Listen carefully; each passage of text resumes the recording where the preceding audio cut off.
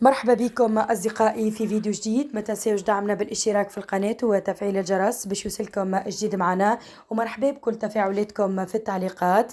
بعد ظهوره في برنامج فكرة سامي الفهري، رواد زوجته السابقة ترد باكية على طليقها عمار جمل وتكشف المستور. وللتذكير عن تصريحات عمار جمل في برنامج فكرة سامي الفهري ليلة البارحة، قال أنا مطلق والطليق صار بالتراضي والبيوت أسرار، ما تستنانيش باش نجي نقشقش حناكي ونحكي بالخايب على الطرف الثاني. مهما صار عشنا حاجات باهية مع بعضنا كيما عشنا الخايب. مكتوب تصير كلاشات على الانستغرام نورمال، أما تهدى نفوس من بعد.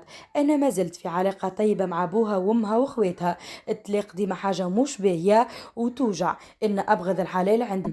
رواد ترد وإن كانت في حالة هستيرية كبيرة، ونشرت فيديو على صفحتها الرسمية انستغرام وهي باكية. قالت طلبت بكل فضل أنا وعائلتي باش ما يجبدوش علينا لا بالباهي ولا بالخايب، من المفروض احتراما حتى في اللي أنا عشته وعمري ما حكيت عليه حتى بعد الطلاق.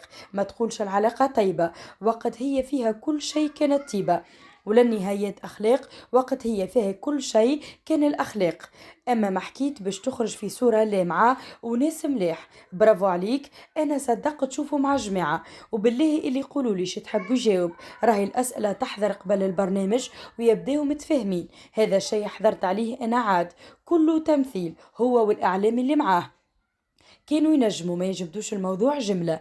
أنا عشت برشا حاجات خايبة آخرته في رمضان، العنف، ذليت تمرمت وصار فيا وما عادش نسمح له باش يتفهلي وجيعتي، وما عادش نسكت. حسبي الله ونعم الوكيل، مستحيل نسامحك. الإنسان اللي يحكي بالمواعظ والقيم وينه في الدنيا؟ بنات الناس مش لعبة، وهاني ما زلت ساكتة. وشكيت بيك الربي والايام بيناتنا، تو ربي ياخذ لي حقي منك، وتو تتفكرهم هالايامات. ما تصورتش باش نتضر من عبد حبيته للدرجة هذه، وانتي خسرت مراه ب1000 راجل وانتي تعرف.